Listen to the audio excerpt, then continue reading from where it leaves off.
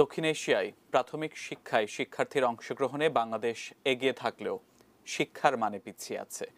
বুধবার সকালে রাজধানীর একটি হোটেলে শিক্ষা খাত নিয়ে বিশ্বব্যাংকের ওয়ার্ল্ড ডেভেলপমেন্ট রিপোর্ট 2018-তে বলা হয়, শিক্ষা কার্যক্রমের অনুন্নত মানের কারণে প্রতিযোগিতামূলক চাকরির বাজারে কর্মসংস্থানের সুযোগ হারাচ্ছে শিক্ষার্থীরা। শিক্ষার সুযোগ সৃষ্টিতে দেশে প্রতি বছরই গড়ে উঠছে নতুন নতুন শিক্ষা প্রতিষ্ঠান। পুরনো প্রতিষ্ঠানগুলোর শিক্ষার্থী ধারণ ক্ষমতাও বাড়ানো হচ্ছে।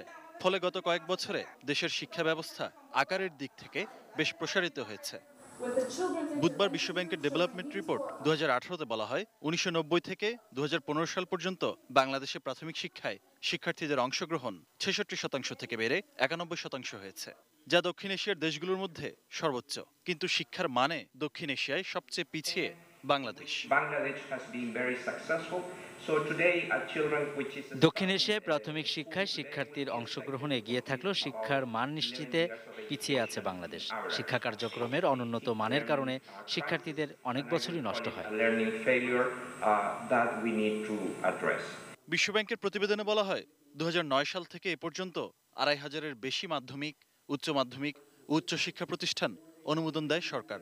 কিন্তু গত কয়েক বছরে শিক্ষা ব্যবস্থায় যে উন্নয়ন হয়েছে সেটি কেবল সংখ্যায়, মানে নয়।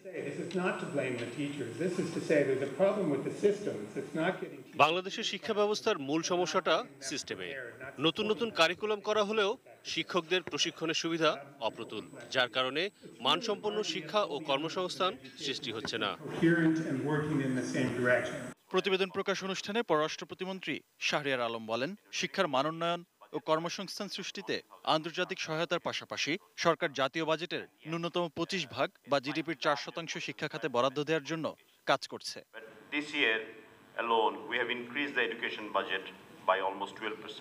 সরকার গত বাজেটে 12% বরাদ্দ শিক্ষা খাতে বাড়িয়েছে, তবে শিক্ষার মান উন্নয়নে এখনো পর্যাপ্ত অগ্রগতি হয়নি। তাই বিভিন্ন সংস্থার সাথে সমন্বিত পরিকল্পনা নিয়ে শিক্ষার মান নিশ্চিতে কাজ করছে সরকার। আহমেদ রাব্বি তানিম, এটিএন নিউজ, ঢাকা।